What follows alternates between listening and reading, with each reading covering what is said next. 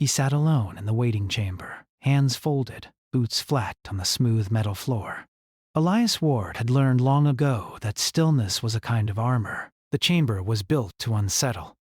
The walls curved in on themselves in slow, uneven arcs, never meeting at clear corners. The light came from no visible source and shifted in tone every few minutes, moving from pale white to a faint blue that made the skin feel colder than it was. The air smelled clean, but thin, like a mountain peak scrubbed of warmth. This place was not meant for humans. It was meant to remind visitors that they were small. Elias kept his eyes forward. Around him, beyond the walls, the tribunal waited. Not in a single room, not as bodies that could be seen. They watched through fields and lenses, through senses humans could not name. Dozens of species had seats in the tribunal, each one ancient in its own way, each one certain that survival came from order, distance, and control. Humanity had been summoned because it did not fit. Elias shifted slightly, feeling the faint hum under the floor. Gravity here was adjustable, tuned to a careful balance that favored no known species. It was another test. How well could a body cope when the universe refused to meet it halfway? He had trained for this. Years of conditioning, implants calibrated to stabilize his inner ear, muscles taught to relax instead of fight. Still, the waiting wore on him. Time stretched in ways that felt deliberate. Then the door opened. It did not slide or fold with ceremony. It simply ceased to exist, the air shimmering as the field disengaged. There was no announcement, no signal. Someone entered. The observers noticed at once. Elias felt it in the sudden pressure, the way the room seemed to lean inward, attention sharpening like a blade. She walked in without hesitation. Commander Mara Ionescu was shorter than Elias, broad-shouldered, her dark hair pulled tight against her head. She wore a standard human environment suit, gray and matte, scuffed from use. Her boots made a soft sound against the floor, the only real noise in the chamber. She did not look at him at first. Instead, she reached up and unsealed her helmet. The hiss of released pressure was loud in the quiet room. The air touched her face. Elias felt his breath catch despite himself. The chamber atmosphere was rated as marginal for humans. Survivable, yes, but only with protection. Long-term exposure was dangerous. Everyone here knew that. Mara set the helmet aside. The tribunal reacted. Elias could feel the spike of alarm ripple through the unseen watchers. This was not expected. Protocol demanded layers of defense, visible symbols of status, a clear statement of hierarchy. Removing protection without permission was not bravery in their cultures. It was madness. Mare's hands moved calmly as she began to remove the rest of the suit. The outer seals came apart. The heavy fabric slid away and fell to the floor in careful folds. Underneath, she wore only a thin, close-fitting layer meant for temperature control, not protection. Then, even that came off. She stood there, unarmed and exposed to the chamber air. Elias turned his head then, just enough to look at her. Their eyes met for a brief moment. In that look was no fear, only focus. She crossed the room and sat down beside him. She did not touch him. She did not speak. She simply took her place at his side, legs crossed, hands resting loosely on her knees. The silence deepened. Elias felt his implants adjust, monitoring his oxygen intake, his blood chemistry. Across from him, Mara's breathing was slow and steady. Her skin flushed slightly as her body worked harder, adapting to the unfamiliar mix of gases. Tiny sensors embedded beneath her skin sent streams of data outward, data the tribunal could see whether they wished to or not. They were watching a human body respond in real time. Minutes passed. Finally, a voice filled the chamber. It did not come from a single direction. It was layered, harmonized, stripped of any trace of emotion. "This action was not authorized." Elias inclined his head. "Neither was the environment," he said calmly. The voice paused. That alone was rare. "This chamber is within acceptable parameters," For you, Elias replied. Mara shifted slightly. The movement was small, but Elias saw the tension in her shoulders ease as her body found a new balance. Her heart rate slowed. The flush on her skin faded. The tribunal noticed that too. You place your species at risk, the voice said. Elias allowed himself a small breath. We place ourselves where we need to be. There was a subtle change in the room. The light dimmed, cooling further. Pressure adjusted by fractions, almost unnoticeable, but enough to test limits. Elias felt it at once. His ears popped. His muscles tightened before he forced them to relax. Beside him, Mara closed her eyes. Elias understood then why she was here. Not as protection, not as support in the way the tribunal would define it. She was proof. Humanity had learned something early in its history, long before it reached the stars. Survival was not about building walls high enough to keep danger out.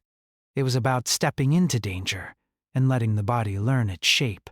The tribunal had mastered control. Humans had mastered response. Mara's breathing synced with Elias's without conscious effort. Their implants linked, sharing data, smoothing out the stress responses between them. Where one faltered, the other compensated. Two nervous systems working as one. The room adjusted again. Gravity shifted slightly upward. A quiet murmur spread through the observers. They had expected panic. They had expected retreat. They did not understand why the humans remained seated. Elias spoke again, his voice steady. You asked us here to judge our fitness. To decide if we are stable enough to exist among you. We assess risk, the voice replied. Your species shows volatility. Mara opened her eyes. She looked forward, not at the walls, not at the unseen watchers, but at the empty space ahead of them. Her voice, when she spoke, was clear and level.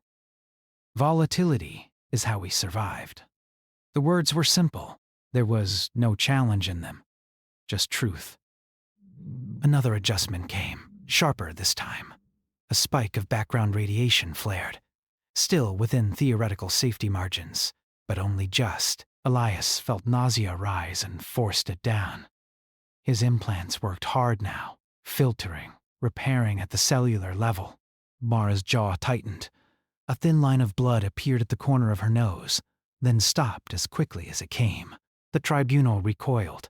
Not physically, but in the way their attention scattered, surprised by their own action. This was not supposed to happen. The chamber was meant to intimidate, not injure. You may don your protection, the voice said. Mara did not move. Elias answered for both of them. No.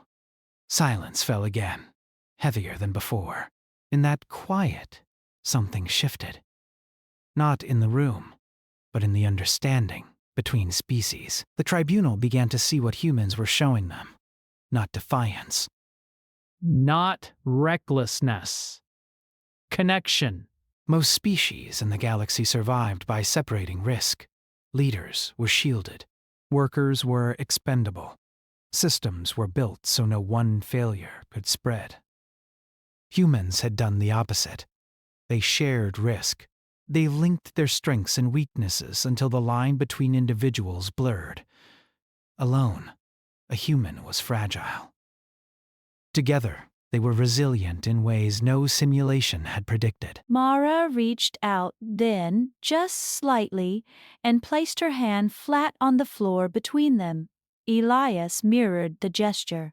Their fingers did not touch, but the proximity was enough.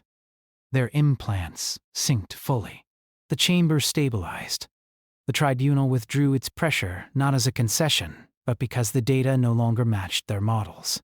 The humans were not breaking. They were adapting faster than the system could respond. At last, the voice spoke again, softer now, less layered. This session is suspended. The door reappeared, the field shimmering back into place. Mara let out a slow breath and finally allowed herself a faint smile. Elias felt the tension drain from his own body. They stood together, retrieved the discarded suit pieces, and prepared to leave. As they stepped toward the exit, Elias knew this was only the beginning. The tribunal had not reached a verdict. But something more important had happened. They had been seen, not as chaos, not as a threat to be contained, but as something new in the long, careful history of the galaxy. Something that entered without knocking, stripped away its armor, and sat down anyway, and refused to leave. The chamber doors sealed behind them with a soft hum, cutting off the strange pressure and light of the tribunal room. Elias felt the change immediately. The air here was thicker, warmer, more forgiving. His implants slowed their work, easing back into standby. He rolled his shoulders once, feeling the ache settle into his muscles. Mara leaned against the wall for a moment, eyes closed, breathing deep and slow. The thin trace of blood beneath her nose had dried. She wiped it away with the back of her hand and straightened. "You good?" Elias asked quietly. "I will be," she said. Her voice was steady, but he could hear the strain beneath it. "They pushed harder than expected. They always do," he replied. They stood in the narrow transit corridor, alone. No guards, no escorts. That, in itself, was unusual. The tribunal preferred distance, layers of separation. Letting humans walk freely, even for a short stretch, meant they were reconsidering something. Elias did not know whether that was good or dangerous. They began to walk. The station around them was immense, built in overlapping rings that rotated at different speeds. Through the transparent walls, Elias could see the stars bending slightly as gravity fields curved space in controlled patterns. Ships of dozens of designs drifted in docking webs, each one shaped by a different idea of survival. Mara glanced out at them. They were scared, She said. "Yes," Elias answered, "but not in the way they're used to." She gave a short breath that might have been a laugh. Good. They reached a junction where the corridor split. A soft light marked the path assigned to them. As they followed it, Elias felt the faint sensation of being observed again, but not with the sharp intensity of the chamber. This was quieter, curious. Data streamed across his internal display. The tribunal had not ended the evaluation. They had simply moved it. Behind walls and fields, systems adjusted. Models updated. Predictions recalculated. Humanity was being reprocessed. Mara slowed her pace. They're trying to understand what we did. "They won't?" Elias said. "Not fully." She looked at him. "Explain." "They think adaptation is a response to danger," he said. "For us, it's a way of thinking." They entered a broader hall, its ceiling lost in shadow. Alien delegates moved through it, some walking, some gliding, some carried by fields of force or mechanical frames. Conversations fell quiet as humans passed. Elias felt the weight of attention settle again. No one approached. That was telling. In most cultures represented here, exposure was weakness. Mara's act had not registered as courage. It had registered as unpredictability that unsettled them more than open aggression ever could. They reached their assigned quarters. The door opened at Elias's presence, recognizing his biosignature. Inside, the space was simple. 2 sleeping alcoves, a table, a wide viewport showing the slow rotation of the station and the star beyond. Mara removed the rest of her suit in silence and placed it carefully on a rack. She flexed her hands, checking for tremors. There were none. Elias watched her for a moment. "You shouldn't have stayed as long as you did."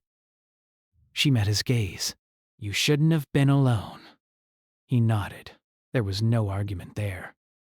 Hours passed. Medical systems ran quiet scans, repairing minor damage at the cellular level. Mara lay back on one of the alcoves, eyes open, staring at the ceiling. "They'll respond," she said eventually. They always do. Yes, Elias replied. The question is how. They did not have to wait long. A soft tone filled the room, neutral and precise. "Envoy, Ward. Commander Ionescu. The tribunal requests continued engagement. Mara sat up. Already? Elias rose to his feet. They're afraid of losing momentum, the voice continued. You will not be returned to the chamber. The environment will be adjusted to neutral parameters. That's new, Mara murmured. They followed the light-marked path again, this time into a smaller space. The room was open, circular, with no walls in the traditional sense. Instead, shifting fields created a sense of boundary without confinement. Several figures were visible now, projected into the space. Elias felt a quiet shock.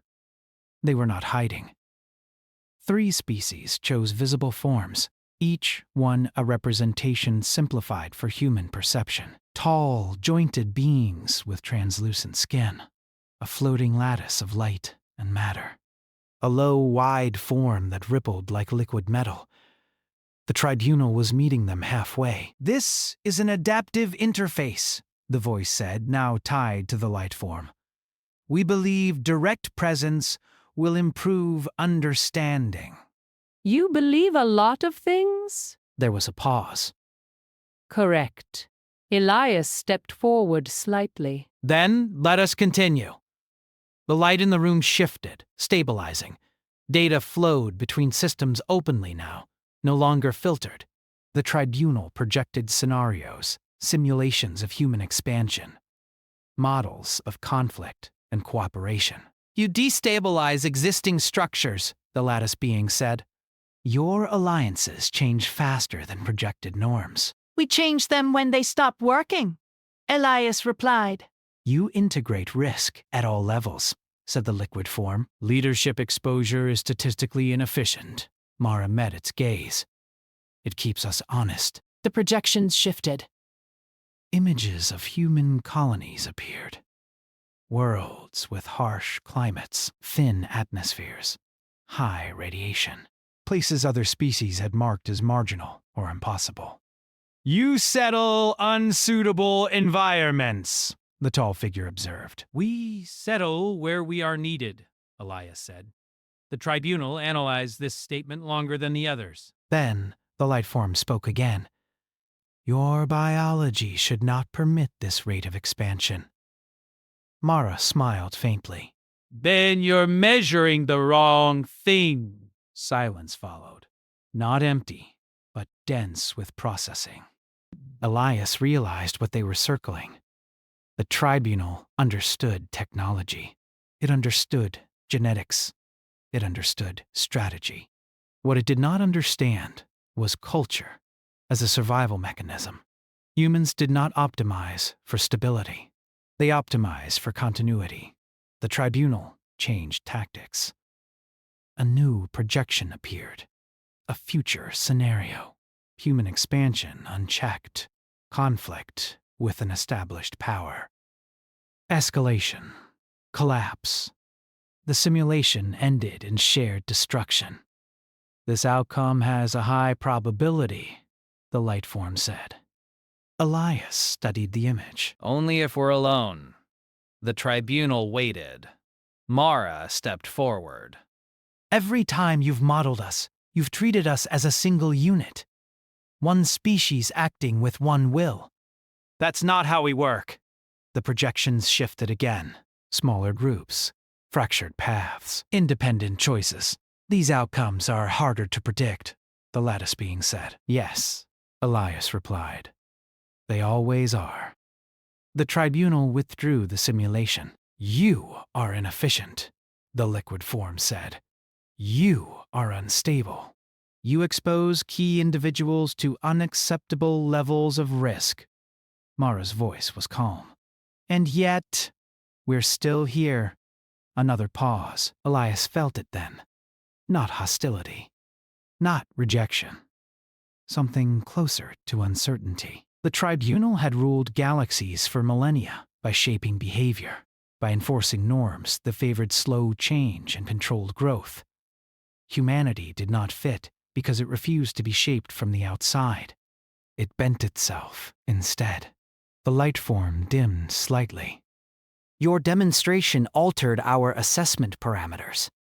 That was the point, Elias said. Continued observation is required. Meaning, you will remain on the station, the voice said, as participants, not subjects. Elias exchanged a glance with her. This was unexpected. Dangerous, perhaps, but also an opening. We agree, he said after a moment. The room brightened. This session concludes. As the projections faded, Elias felt the weight lift again. Not entirely, but enough. They walked back toward their quarters, passing more delegates now. Some stared openly. Others turned away. A few paused, studying them with something like interest. Mara exhaled slowly. They don't know what to do with us. No, Elias agreed, and that makes us very hard to ignore. They reached the viewport again. The stars outside seemed closer now, sharper. Mara stood beside him, arms loose at her sides. You think they'll accept us? Elias considered the question. I think they'll have to change. She smiled at that, a real one this time. Outside, the station continued its endless rotation, ancient and precise. But somewhere deep within its systems, new variables had been introduced, ones that refused to stay still. Humanity had not forced its way into the galaxy. It had simply arrived, unarmored, connected, and impossible to model. And the universe was beginning to adjust. Time moved differently once the humans were no longer treated as visitors. Elias noticed at first in small ways. The lights along their corridor adjusted when they approached, not to intimidate, but to match human vision. Environmental controls stayed steady instead of shifting to test limits. Information flowed more freely through his implants, no longer delayed or filtered as heavily. The station was watching them, but it was also listening. Mara noticed it too. They're changing the station, she said as they walked through a wide passage that had not existed the day before. Not just for us.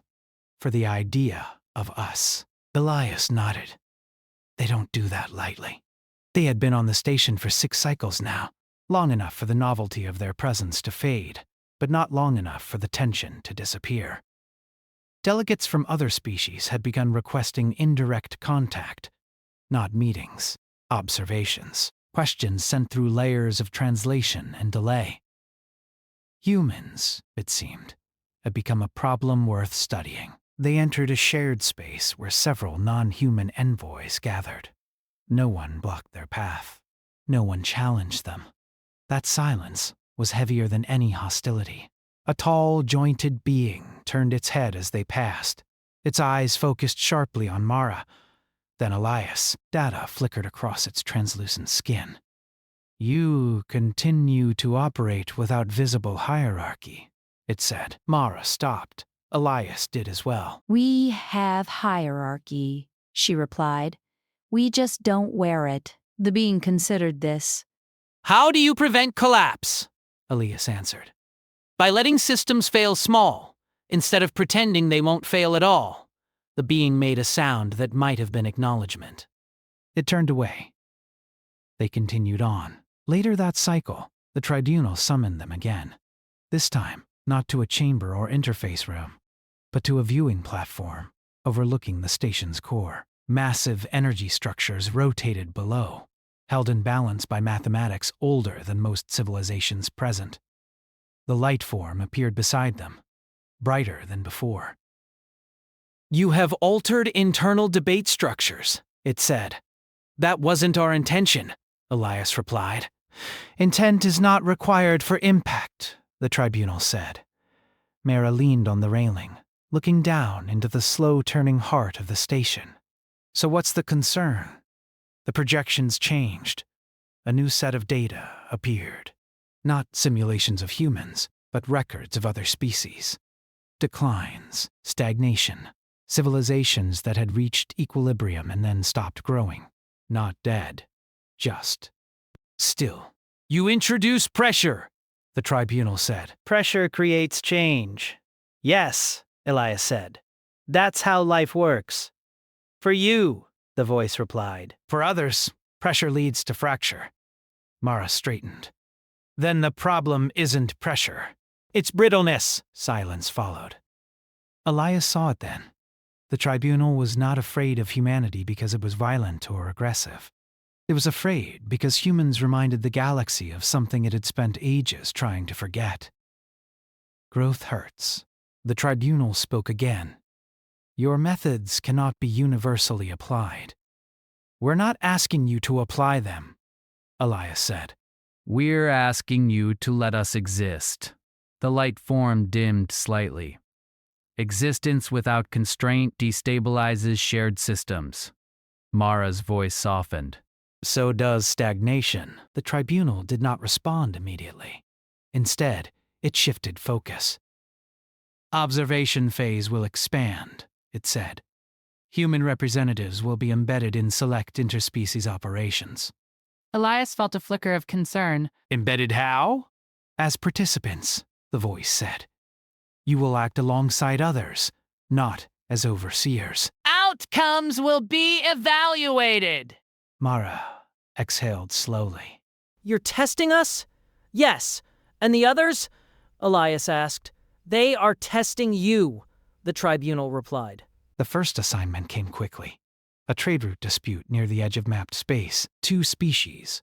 One relied on strict schedules and unchanging agreements.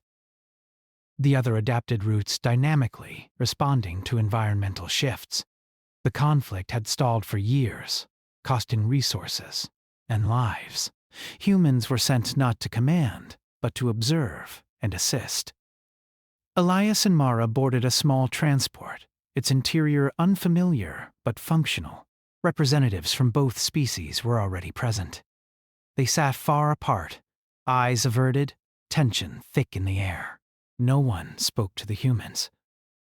At first, as hours passed, systems malfunctioned. Minor failures. Routing delays. The sort of issues humans handled daily. Elias moved without being asked, rerouting power, suggesting workarounds. Mara spoke quietly to both sides, translating not just language, but intent. You want certainty, she told one group. You want survival through adjustment, she told the other. Those aren't opposites. The non-human crews watched carefully. When a more serious failure occurred, a breach in a cargo module, panic spread, protocol demanded isolation. Shutdown. Delay. Mara did not wait for permission. She sealed the breach manually, exposing herself to vacuum for seconds that felt like forever. Elias linked into her suit systems remotely, stabilizing pressure and temperature. They worked together, fast and messy and effective. The cargo was saved. The route continued. The others stared. Later, one of the rigid schedule species approached Elias. You risked a key individual, it said. Yes, Elias replied. That contradicts optimal survival modeling. Elias met its gaze. Your model doesn't include trust. That word took time to translate. By the time the transport returned to the station, something had changed. The dispute was not solved, but it was moving again.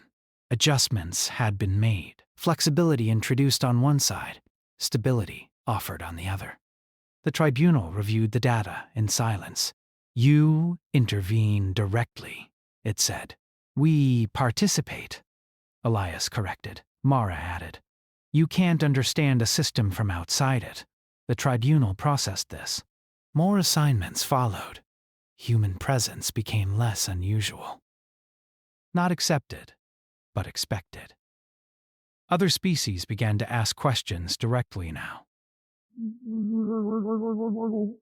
Not about technology or weapons, but about decision-making, about failure, about why humans seemed willing to lose in order to learn. One asked Mara, why do you expose yourself so often? She thought for a moment, because hiding doesn't make danger go away. That answer spread, not as doctrine, not as law, but as an idea. Elias felt the shift most strongly when the tribunal summoned them again, this time without warning. No projections, no intermediaries. The light form appeared alone. Your influence is increasing, it said. Elias did not deny it. So is understanding. Understanding is not control, the tribunal said. No, Mara replied. It's something better. The light pulsed. We must decide whether your species represents a transitional force or a systemic threat. Elias felt the weight of that statement settle over him. This was the turning point, not just for humanity, but for the structures that ruled the galaxy. Then decide, he said. The tribunal hesitated. That hesitation was everything. For the first time in its long existence, the tribunal faced something it could not categorize cleanly. Humans were not conquerors, not saviors, not rebels. They were catalysts, and catalysts did not ask permission.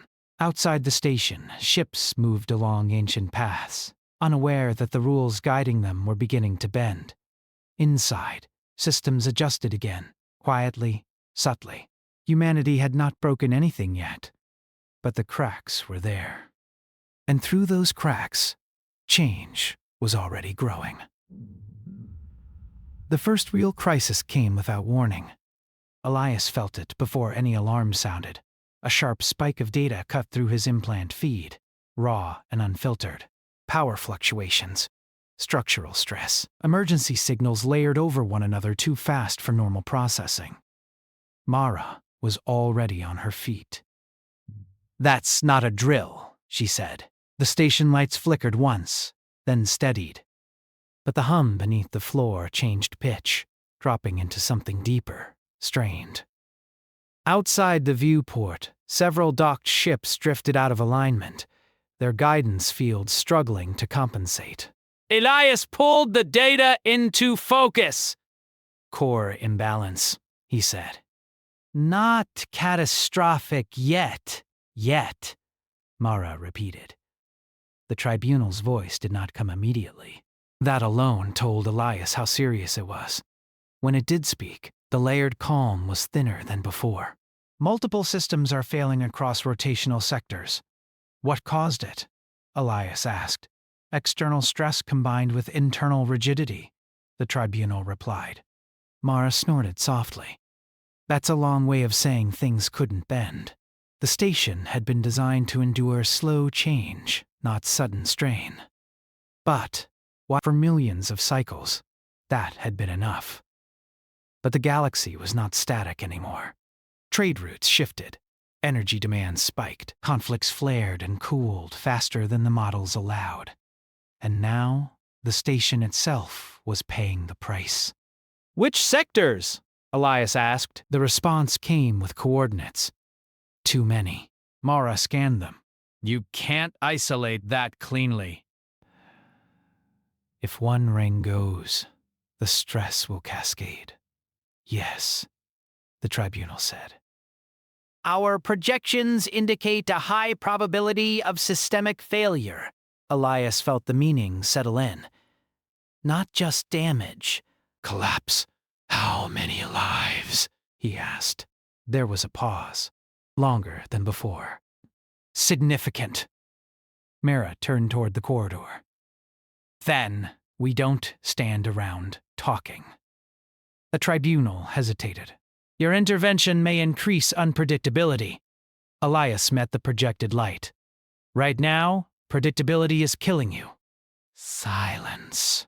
Then, proceed! That single word carried weight Elias had not expected. The tribunal was not commanding them. It was yielding space. They moved fast.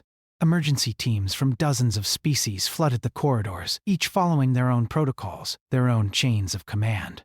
That was the problem. Everyone waited for permission from systems that were already failing.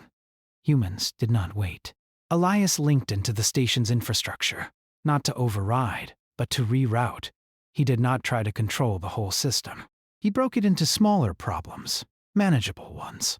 Mara took a different path, moving toward a damaged junction where gravity fluctuations had trapped several non-human engineers.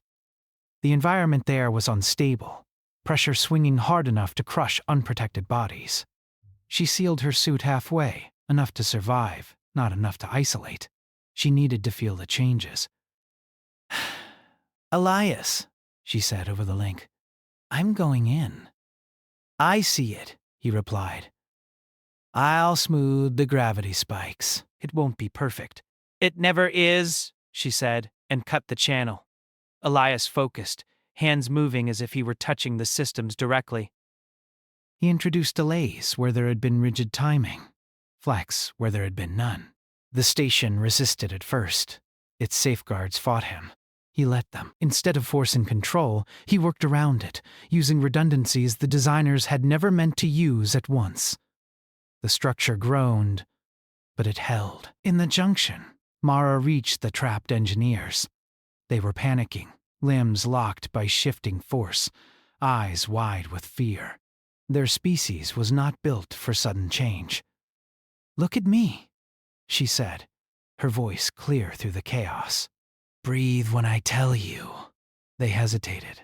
Then, one did. Then another. She moved fast, cutting them free, one by one, timing her actions between gravity surges. Her body took the strain, muscles screaming, vision blurring at the edges. She welcomed the pain. It meant she was still ahead of the system. Elsewhere, humans embedded across the station did the same. Not as a coordinated army, but as individuals making fast choices, breaking rules, sharing risk. The tribunal watched.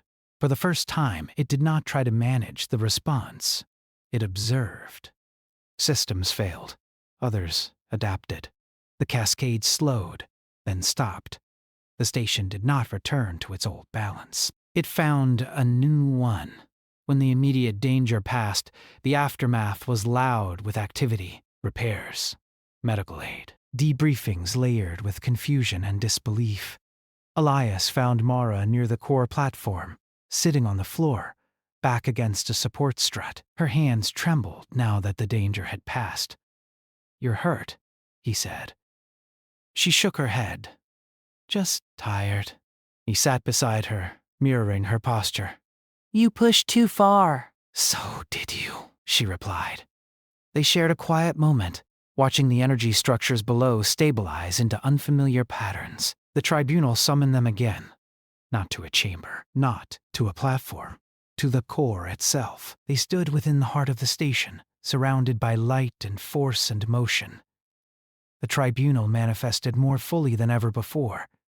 Projections overlapping, struggling to hold a single form.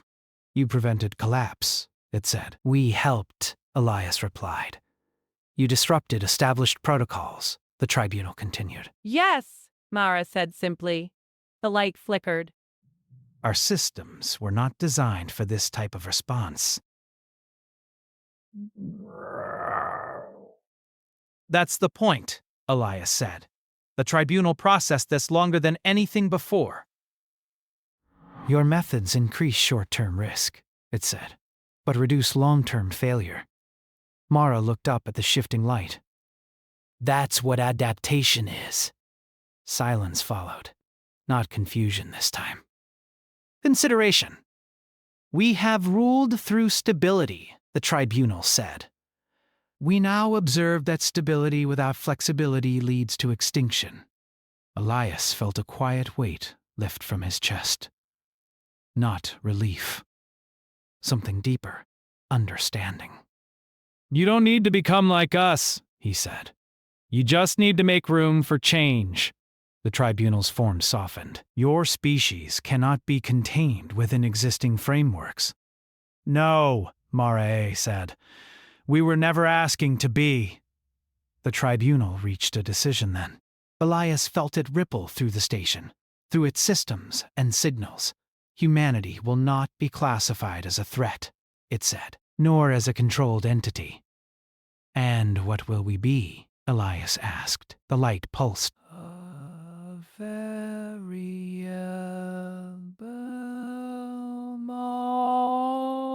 Smiled, tired, but genuine. That's fair. the tribunal continued.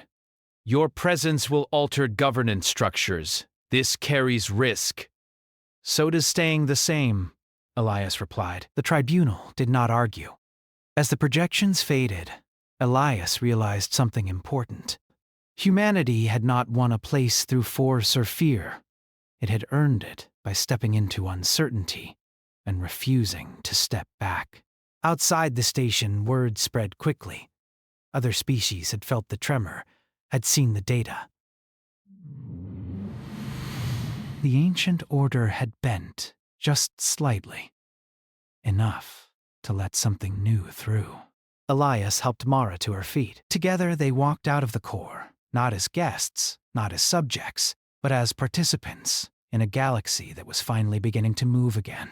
Behind them, the station continued to hum, imperfect, adaptable, alive, and the universe, long frozen in careful balance, took its first unsteady step forward.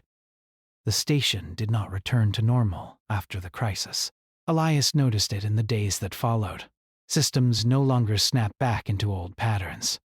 Schedules carried small margins of error that were once forbidden. Emergency protocols allowed local decisions instead of demanding central approval. It was subtle, but it was everywhere. The station was learning. Mara recovered slowly. Her body healed, but the exhaustion lingered. She spent long hours at the viewport watching ships come and go. More than before now. Traffic had increased. Curiosity pulled others in. They're coming to see if the stories are true, she said one evening. Elias stood beside her.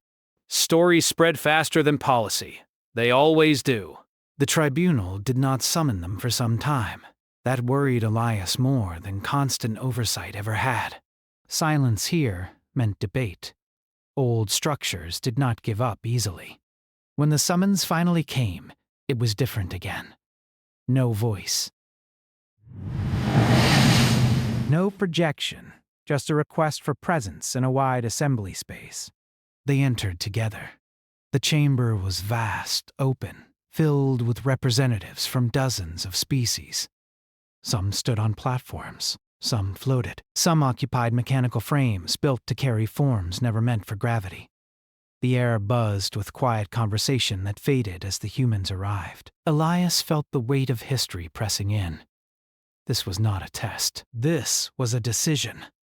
The tribunal manifested slowly, not as a single form, but as a distributed presence woven through the chamber itself. Events have accelerated, it said.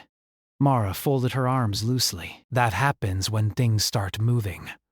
You have introduced motion into long, stable systems, the tribunal replied. Yes, Elias said. And they didn't break? Some did, the tribunal countered. And others adapted, Mara said. The chamber remained silent. Every representative was listening now. The crisis revealed a structural flaw, the tribunal continued. Not in our technology, but in our assumptions. We assumed survival required minimizing exposure, the tribunal said.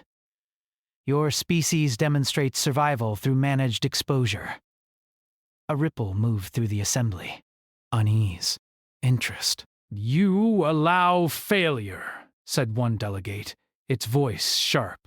That is dangerous. Yes, Elias replied calmly. So is pretending failure won't happen. Another voice rose. Your methods rely on individual sacrifice.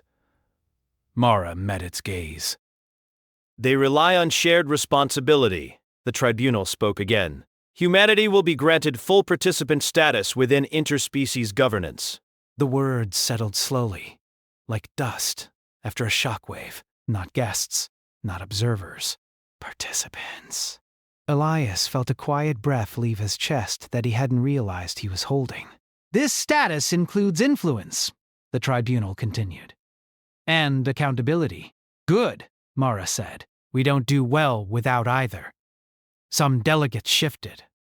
Others watched the humans with new eyes. There is risk, the tribunal said. Your presence will destabilize established power structures. Elias nodded.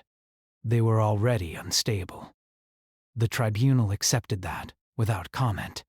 The decision echoed outward, carried by signal and story. Human colonies received the news with disbelief, then celebration, then argument.